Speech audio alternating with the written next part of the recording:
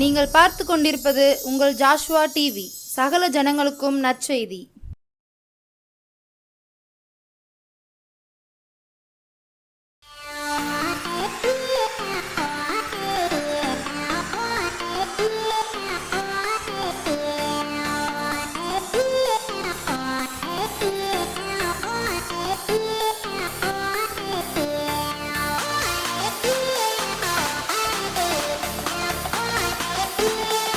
எழுப்புதல் நேர நிகழ்ச்சியின் வாயிலாக ஜோஷ்வா டிவியின் மூலமாக உங்களை சந்திப்பதில் மிக்க மகிழ்ச்சி அடைகிறேன்.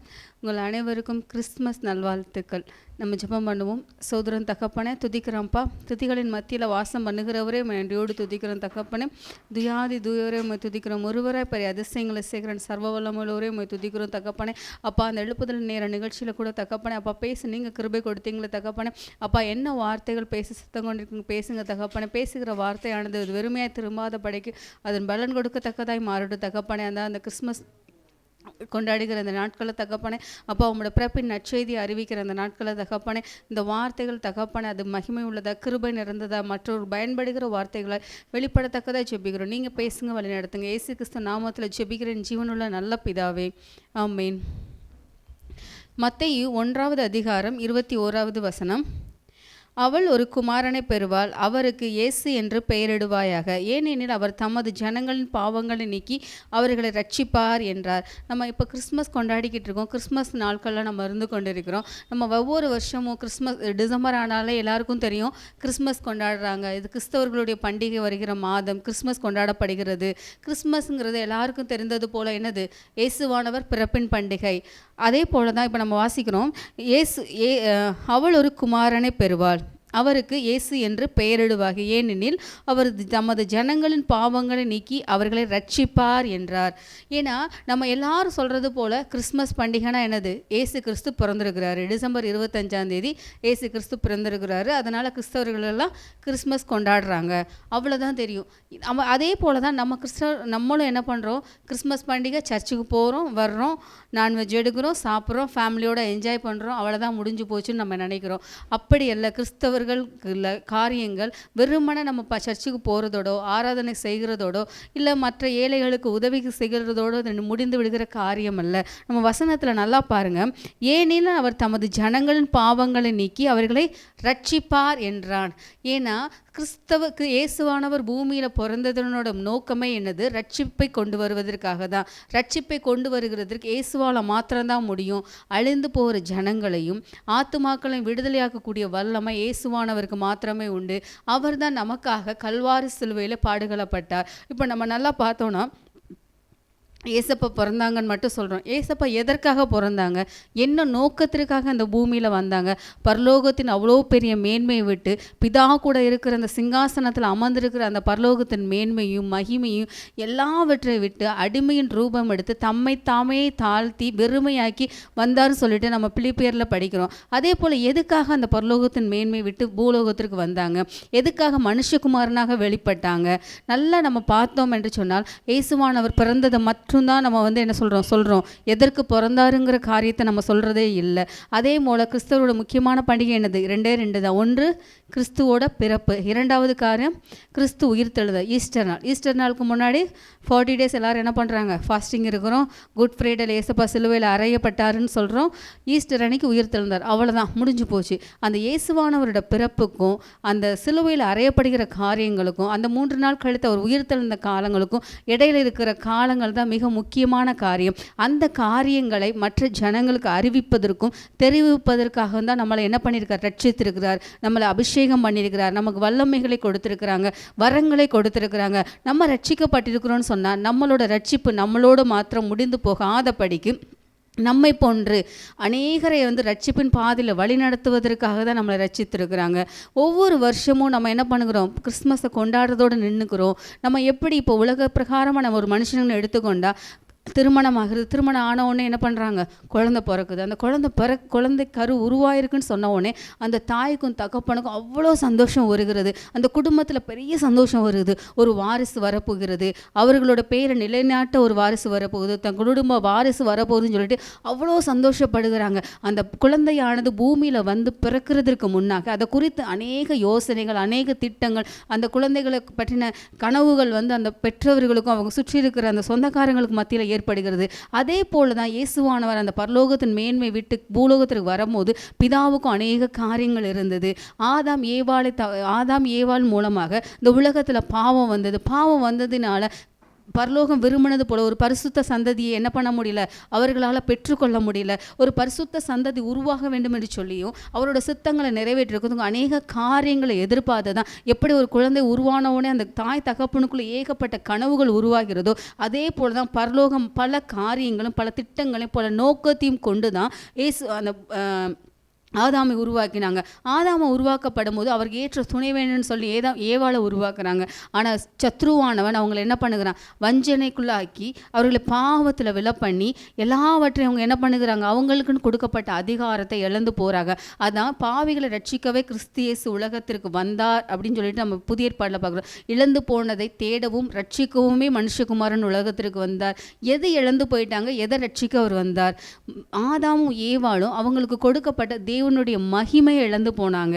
அவர்களுக்குள்ள ரட்சிப்பை இழந்து போய் அந்த ஆத்துமாவில் மரணம் உண்டானது நிமித்தமாக அவர்கள் மூலமாக பிறக்கப்பட்ட சந்ததி என்ன பண்ணுகிறது, பாவத்திற்குள்ளான சந்ததியாக வருகிறது. அதற்கு அடுத்து ஃபுல்லாக பார்த்தீங்கன்னா அவங்க ஃபஸ்ட்டு அவங்களுக்குள்ள வந்த பாவத்தின் நிமித்தம் அவர்கள் பின்பாக வருகிற சந்ததி முழுவதுமே என்ன பண்ணுகிறது, பாவத்தினால் வருகிறது.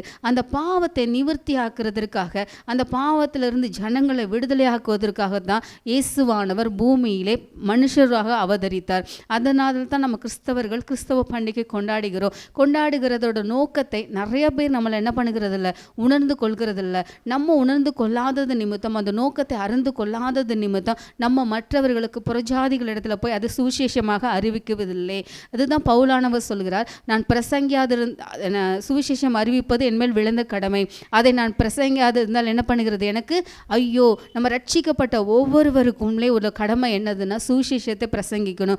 எது சுவிசேஷம், எது ரட்சிப்பின் அனுபவங்கிறத நம்மளை அநேகர் வந்து அதை புரிந்து கொள்ளாதபடினாலும், அதன் மேல் ஆர்வம் இல்லாதபடினாலும், அதை பற்றி நமக்கே விளக்கமாக காரியங்கள் புரியாதபடினால் சடங்காச்சாரமாக ஆலயத்துக்கு போகிறதும், சடங்காச்சாரமாக பண்டிகைகளை கொண்டாடுகிறதும், சடங்காச்சாரமாக அந்த 40 நாட்கள் உபவாசம் இருந்து அந்த சிலுவையில் அறையப்படுகிற நாள் மாத்திரம் என்ன பண்ணுகிறோம், ஏசப்பாவுக்கு வந்து ஐயோ அடையப்பட்டார் அந்த ஒரு நாள் வேதனைப்படுகிறதாகவும், அந்த உயிர்த்தெழுந்த நாளில் உயிர்த்தெழுந்தான்னு சொல்லிட்டு சந்தோஷப்பட்டு எல்லாமே சடங்காச்சாரமாக செல்கிறோம். எதையுமே ஒரு உணர்வு பூர்வமாக கர்த்தரோட அந்த காரியங்கள் எதற்காக நிறைவேற்றப்பட்டது, எதற்காக வந்தார், எதற்காக அடிக்கப்பட்டார், எதற்காக பாடுகள் பட்டார், எதற்காக உயிர்த்தெழுந்தார், இன்றும் நம்மளோடு கூட பேசி கொண்டிருக்கிற இன்னும் அவரோட வல்லமைகள் குறைந்து போகாமல் இருக்கிறது என்பதை நம்ம என்ன பண்ணுகிறது இல்லை, உணர்ந்து கொள்கிறதே இல்லை. அதே இதில் மத்தேயு 1:23 பாருங்கள்.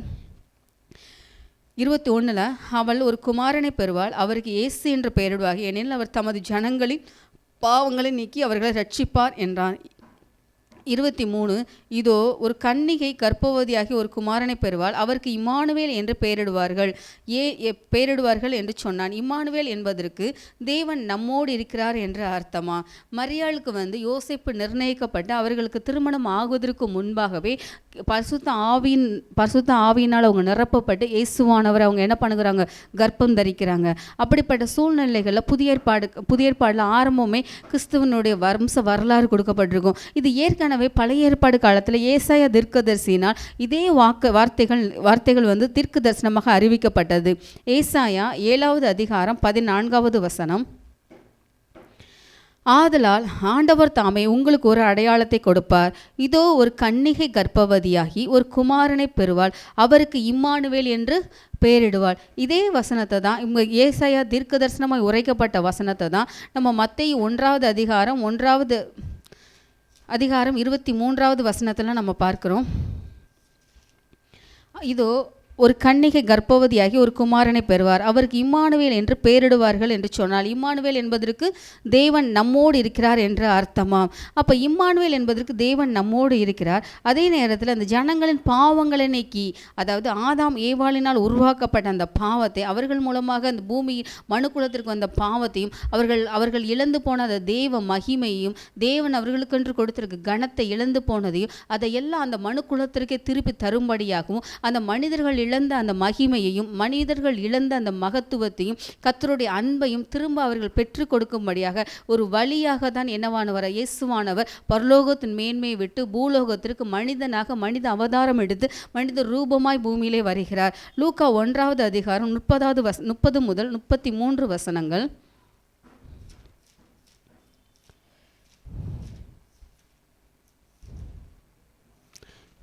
லூக்கா 1:30 முதல் 33. தேவதூதன் அவளை நோக்கி, மரியாளே, பயப்படாதே, நீ தேவனிடத்தில் கிருபை பெற்றாள். இதோ நீ கர்ப்பவதியாகி ஒரு குமாரனை பெறுவாய், அவருக்கு இயேசு என்று பெயரிடுவாயாக. அவர் பெரியவராயிருப்பார், உன்னதமானவருடைய குமாரன் எனப்படுவார். கர்த்தராகிய தேவன் அவருடைய பிதாவாகிய தாவீதின் சிங்காசனத்தை அவருக்கு கொடுப்பார். அவர் யாக்கோபின் குடும்பத்தாரை என்றென்றைக்கும் அரசாழ்வார், அவருடைய ராஜ்யத்திற்கு முடிவிராது என்றார்கள். இப்போ இயேசுவானவர் பூமிக்கு வந்து பாடுபட்டு பரலோக மேன்மையை இழந்து சிலுவையில் எல்லா பாடுகளையும் பட்டு உயிர்த்தெழுந்த பின்பு என்ன பண்ணுகிறார், பரலோகத்தில் எடுத்துக்கொள்ளப்படுகிறார். திரும்பவும் அவர் என்ன பண்ணப்படுகிறார், பூலோகத்திற்கு 2ஆம் வருகையில் ரகசிய வருகையில் வரப்படும் பொழுது அவருடைய ராஜ்யம் என்ன பண்ணுகிறது, இந்த பூமியில் முதலாவது வரும்பொழுது 33 ஆண்டுகள் மாத்திரமே பூமியில் வாழ்ந்தார். ஆனால் அவர் 2வது வருகையில் வரப்படும் பொழுது நித்திய காலமாய் அவருடைய அரசாங்கம் 1000 வருஷம் அரசாட்சியாக இருக்க போகுது. அது அவருடைய ராஜ்யத்திற்கு முடிவிராதுன்னு சொல்லப்படுகிறது. அவருடைய பிறப்பை பற்றி சொல்லப்படும் போது அநேக காரியங்கள், அநேக திருஷ்டாந்தங்களாக நமக்கு சொல்லப்பட்டிருக்கிறது. நம்ம யார் அதை என்ன பண்ணுகிறது, ஆழமாய் வாசிப்பதில்லை. அவர் பிறந்தார், வந்தார், அவங்க மேய்ப்பர்களுக்கு தரிசனமானார், சாஸ்திரிகள் வந்தாங்க. இதே தான் நம்ம சின்ன பிள்ளைங்க சண்டே கிளாஸ் படிக்கிற காலத்திலேருந்து நம்ம என்ன பண்ணுகிறோம், இதே காரியத்தை திருப்பி கேட்டதுனால என்ன பண்ணுகிறோம், இயேசுவானவர் சத்திரத்தில் இடமில்லை, அதனால் என்ன பண்ணுகிறாரு, மாட்டுத் தொழுவத்தில் பிறந்தாங்க. அவங்களுக்கு மேய்ப்பர்களுக்கு அறிவிக்கப்பட்டது, மேய்ப்பர்கள் வந்தாங்க, 3 சாஸ்திரிகள் வந்தாங்க, அவங்க விலை மதிக்கப்பட்ட பொருட்களை கொண்டு வந்து கொடுத்தாங்க. அவ்வளோதான். அதோடு நம்ம என்ன பண்ணுகிறோம், கிறிஸ்து பிறப்பின் பண்டிகையை நம்ம முடித்து விடுகிறோம். முடித்து அடுத்து புது வருஷத்தின் பண்டிகையை நம்ம என்ன பண்ணுகிறோம், கொண்டாடப்படுகிறோம். கிறிஸ்து பிறந்தார், அதை தான் நாங்கள் கிறிஸ்தவர்கள் கிறிஸ்துமஸை கொண்டாடுறோன்னு சொல்லும் போது அவர் எதற்காக பிறந்தாருங்கிறத சொல்லணும். யாரை ரட்சிப்பதற்காக வந்தார், எப்படிப்பட்டவர்களை ரட்சிப்பதற்காக வந்தார், ரட்சிப்பு என்றால் என்ன, நம்ம பரலோகத்தின் மேன்மை, பரலோகத்திற்கு போவதற்கான வழிவாசல் எது, அந்த ரட்சிப்பின் அனுபவம் தான் நமக்கு என்ன பண்ண முடியும், பரலோகத்திற்கு நம்மளை கூட்டி சேர்க்க முடியும். நம்மளை பாவத்திலிருந்தும் சாபத்திலிருந்தும் எல்லாவித அக்கிரமங்களிலிருந்தும் நம்மளை விடுதலையாக்கக்கூடிய வல்லமை யாருக்கு தான் உண்டு, இயேசுவானவருக்கு தான் உண்டு. அவருடைய ரத்தத்திற்கு தான் வல்லமை இருக்குது. நம்முடைய பாவத்திலிருந்து நம்மளை விடுதலையாக்கக்கூடிய வல்லமை அவருக்கு மாத்திரம்தான் உள்ளது. லூக்கா 2ஆம் அதிகாரம் 8 முதல் 14. அப்பொழுது அந்நாட்டிலே மேய்ப்பர்கள் வயல்வெளியிலே தங்கி ராத்திரியிலே தங்கள் மந்தையை காத்து கொண்டிருந்தார்கள். அவ்வேளையில் கர்த்தருடைய தூதன் அவர்களிடத்து வந்து நின்றான். கர்த்தருடைய மகிமை அவர்களை சுற்றிலும் பிரகாசித்தது. அவர்கள் மிகவும் பயந்தார்கள். தேவதூதன் அவர்களை நோக்கி, பயப்படாதிருங்கள், இதோ எல்லா ஜனத்திற்கும் மிகுந்த சந்தோஷத்தை உண்டாக்கும் நற்செய்தியை உங்களுக்கு அறிவிக்கிறேன். என்ன செய்தி அறிவிக்கிறாங்களா, நற்செய்தியை அறிவிக்கிறாங்களா. இயேசுவான ஒரு பூமியில் வந்தது என்னது, நற்செய்தி என்பதை தேவதூதர்கள் அறிந்திருந்தார்கள்.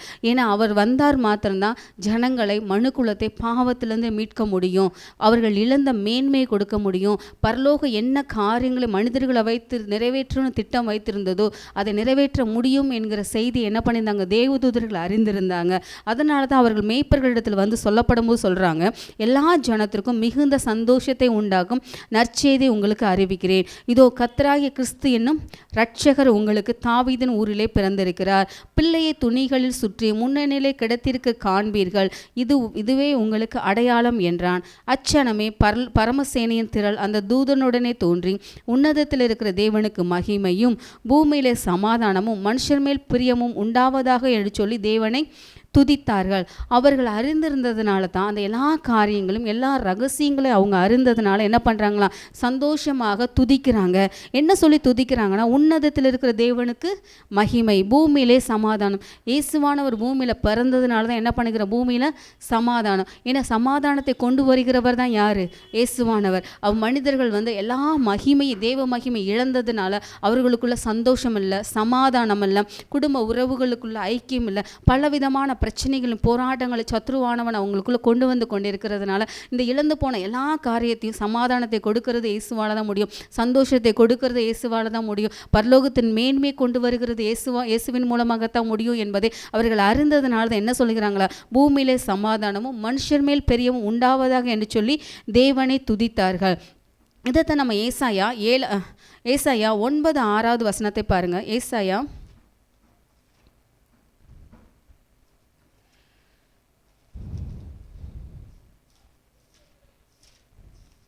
9:6 பாருங்க. நமக்கு ஒரு பாலகன் பிறந்தார், நமக்கு ஒரு குமாரன் கொடுக்கப்பட்டார், கர்த்தத்துவம் அவர் தோளின் மேல் இருக்கும்.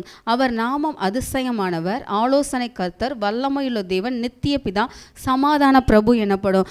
அவருடைய நாமம் எப்படியெல்லாம் இருக்கான், அதிசயமானவர், ஆலோசனை கர்த்தா, வல்லமையுள்ள தேவன், நித்திய பிதா, சமாதான பிரபு எனப்படும். இயேசுவானவர் பிறந்ததுக்கு அப்புறம் தான் பூமியில் என்ன பண்ணப்படும், சமாதானம் வரும், மனிதர்களுக்குள்ள சமாதானம் வரும். ஏனென்றால் அவர் தான் உலகத்தின் ஒட்டுமொத்த பாவத்தையும் தன்னுடைய தோள் மேலே ஏற்றுக்கொண்டு அவர்களுடைய பாவங்களுக்காக, அவருடைய சாபங்களுக்காக, அவர்கள் செய்த எல்லா விதமான அக்கிரமங்களையும் தன்மேல் ஏற்றுக்கொண்டு அவர்கள் முழுவதுமாக அதனுடைய காரியங்கள் எல்லாவற்றிலிருந்து விடுதலை ஆகும்படியாக தன்னைத்தானே ஜீவ பலியாக ஒப்பு கொடுக்க போகிறார் என்பதை பரலோகத்தில் இருக்க தேவதூதர்கள் அறிந்ததுனால தான் சமாதான பிரபு எனப்படுகிறார்கள். அதிசயமானார், அவரால் மட்டும்தான் அதிசயமான காரியங்களை என்ன பண்ண முடியும், செய்ய முடியும். எந்த ஒரு மனிதனும் இன்னொரு மனிதனுடைய தவறுகளை அவ்வளோ சீக்கிரத்தில் என்ன பண்ண முடியாது, ஏற்றுக்கொள்ள மாட்டாங்க. அவர்களுடைய தண்டனைகளை எந்த மனிதனும் தான் ஏற்றுக்கொள்ள முடியாது. ஆனால் இயேசுவானவர் எல்லா காரியங்களும் அறிந்து தான் என்ன பண்ணப்படுகிறார், பூமிக்கு வந்தார். இப்போ நம்மளே யோசித்து பாருங்க, இப்போ நம்ம கிறிஸ்துமஸ்க்கு இல்லை பொங்கலுக்கு இந்த மாதிரி காலங்களில் நிறைய பேர் வீட்டில் அந்த சின்ன ஆடுகள் இதெல்லாம் வளர்ப்பாங்க. ஏன்னா அது நான் ஃபங்க்ஷன் வருது, அதை நான் கெடா வெட்ட போகிறேன் அப்படி சொல்லுவாங்க. இல்லை நான் கிறிஸ்மஸ்க்காக வளர்க்குறோம். அந்த வளர்க்க போகிற ஆடுக்கு தெரியாது நம்ம இவ்வளோ பாசமாக வளர்க்குறாங்கன்னு சொல்லிட்டு. ஆனால் அது வெட்டப்படும் பொழுது என்ன பண்ணுவோம், சில பேர் ரொம்ப வருத்தப்படுவாங்க. அதே போல தான் ஆனால் இயேசுவானவர் வந்ததின் நோக்கம் அவர் அறிந்திருந்தார், பிதாவும் அறிந்திருந்தார், அந்த பரலோகம் முழுவதுமே அறிந்திருந்தது. இயேசுவானவர் இப்போ பூமியில் பிறக்கப்படுகும் போது இதை சந்தோஷமாக எந்த அளவுக்கு கொண்டாடப்படுகிறதோ அதே அளவுக்கு அவங்க என்ன பண்ணப்படுகிறார், அவரோட மேன்மை இழந்தது மாத்திரம் இல்லாதபடிக்கு அவருடைய ஜீவனையும் என்ன பண்ணப்படுகிறார், ஜீவனையும் கூட அவர் கொடுக்கப்பட போகிறார். இந்த மனுக்குலத்திற்கு எந்த மனிதர்கள் பாவம் செய்தார்களோ, எந்த மனிதர்கள் தேவனுடைய மகிமை இழந்தார்களோ, எந்த மனிதர்கள் ரட்சிப்பை இழந்தார்களோ அவர்களுக்காக தன்னுடைய எல்லாவித மேன்மையும் துறந்து பூமியிலே வாழ்ந்து அந்த இழந்து போன மனிதன்கள் இழந்து போன எல்லாவற்றையும் மீட்டு கொடுக்கும்படியாகத்தான் அந்த பூலோகத்திற்கு வந்தார். இதைத்தான் நம்ம என்ன பண்ணணும், ரட்சிப்பின் சுவிசேஷமாக அறிவிக்கப்படணும். சுவிசேஷம் அறிவிக்கிறது உங்கள் மேலே என் மேல் விழுந்த கடமையாக இருக்கிறது. யாருமே நான் சொல்ல முடியாதுன்னு சொல்ல முடியாது. ஏன்னா இயேசுவானவர் பூமியில் வாழ்ந்த காலத்தில் சுவிசேஷங்களை அறிவிக்கிறவர்களாகவும் என்ன காரியங்களை எப்படி செய்யணுங்கிறத பூமியில் வாழ்ந்து காட்டினார். 30 ஆண்டுகள் வாழ்ந்து 3 வருஷம் அவருடைய ஊழியத்தை நிறைவேற்றினார். அந்த 3 வருஷத்துலையும் பார்த்தீங்கன்னா அநேக அற்புதங்களை, அடையாளங்களை, பிசாசின் வல்லமையில் அகப்பட்டவர்களை விடுதலையாக்குது, குருடர்கள் கண்களை திறக்குது, செவிடர்களுடைய செவிகளை திறக்குது, முடவர்களுடைய கால்களை நடக்க வைப்புன்னு சொல்லிட்டு அநேக அற்புதங்களை செய்த அவர் 3 வருஷ காலத்தில் செய்த ஊழியத்தை நம்மளால் என்ன பண்ண முடியல, இந்த நாட்களில் நிறைவேற்ற முடியல. அந்த அவர் விட்டு போன காரியங்களை செய்வதற்காக தான் அவர் இருந்த நாட்களில் செய்த அற்புதங்களை காட்டிலும் அதிகமான அற்புதங்களை செய்வதற்காக தான் உங்களை என்னையும் கர்த்தர் அழைத்திருக்கிறார். நம்மளை ஏதோ ஒரு இடத்துல ஏதோ ஒரு மூலையில் விற்கிறவங்களுக்கு பின்னாடி உள்ள வேறு ஏதோ ஒன்று பின்னங்கள் அடிமையாக இல்லாதபடிக்கு நம்மளை அவருடைய ரட்சிப்பை கொடுத்து, அந்த விலையேறப்பட்ட ரட்சிப்பை கொடுத்து நம்மளை ரட்சித்திருக்கிறார். நம்மளை அபிஷேகம் பண்ணியிருக்கிறார், நமக்கு வல்லமைகளை கொடுத்திருக்கிறார், வரங்களை கொடுத்திருக்கிறார்.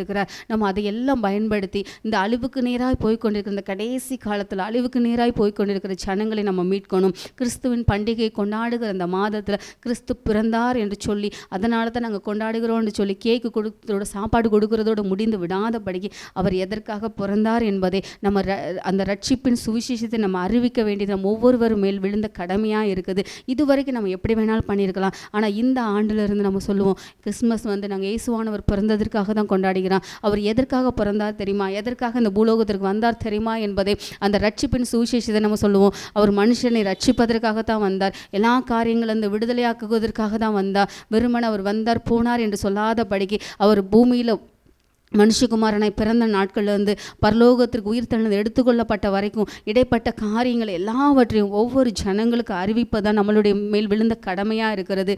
அந்த ரட்சிப்பின் சுவிசேஷத்தை அறிவிக்கணும், அந்த நற்செய்தியை நம்ம அறிவிக்கணும். அதே போல் ஒவ்வொரு மனுஷனும் ரட்சிப்பின் அனுபவத்திற்குள்ளே நம்ம வழிநடத்தி கொண்டு வர வேண்டும். 1 பேதுரு 2வது அதிகாரம் 3வது வசனம்.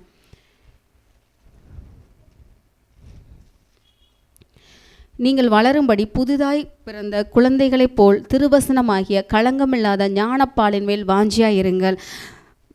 நீங்கள் வளரும்படி புதிதாய் பிறந்த குழந்தைகளைப் போல, புதிதாய் பிறந்த குழந்தைகள் தான் என்ன பண்ணுகிறோம், அவங்களோட உணவுகள் ஃபுல்லாக என்ன பண்ணுகிறோம், ஆகாரம் முழுவதுமே பாலாக தான் இருக்கும். ஆனால் வளர்ந்ததுக்கப்புறம் அந்த குழந்தை அதையே கண்டினியூ பண்ணி எந்த ஃபுட்டையும் நம்ம எடுத்துக்காமல் இருந்த அந்த குழந்தைகளோட வளர்ச்சி பரிபூர்ணம் அடையாது. அதே போல தான் நம்ம ரட்சிப்பின் அனுபவத்தை பெற்றுக்கொண்ட நாட்கள் இருந்தது போல் இந்த கடைசி காலத்தில் நம்ம வெறும் சடங்காச்சாரமாக இல்லாத படிக்கும், ஞாயிற்றுக்கிழமையான ஆலயத்துக்கு போனோம் வந்தோம் என் கடமை நிறைவேறிடுச்சுன்னு சொல்லி இல்லாத படிக்கு இந்த கடைசி நாட்களில் கர்த்தருக்காக நம்ம எழும்பணும். நம்ம வல்லமையாக அநேக காரியங்களை செய்வதற்காக தான் கர்த்தர் உங்களை என்னை அழைத்திருக்கிறார். இதுவரைக்கும் இருந்த காரியங்கள் எல்லாவற்றை விட்டு வரப்போகிற புதிய ஆண்டுக்குள்ளே போக போகிறோம். நிறைய காரியங்கள் தேசத்தில் நடக்கிறது. அந்த எல்லா காரியங்களை கவனித்து உங்களுக்கு கொடுக்கப்பட்ட அழைப்புலையும் உங்களுக்கு கொடுக்கப்பட்ட தரிசனத்திலையும் உங்களுக்கு கொடுக்கப்பட்ட எல்லா காரியத்திலும் உங்களோட ஸ்தானத்தில் நீங்கள் நிலைநிற்கும்படியாக தான் தேவன் இந்த நாட்களில் உங்களை அழைத்திருக்கிறார். நம்ம ரட்சிப்பை மற்ற ஜனங்களுக்கு அறிவிக்க வேண்டியது நம்மளுடைய கடமையாக இருக்குது என்பதை நம்ம ஒரு நாளும் மறந்து போகாதபடிக்கு ஜனங்களிடத்தில்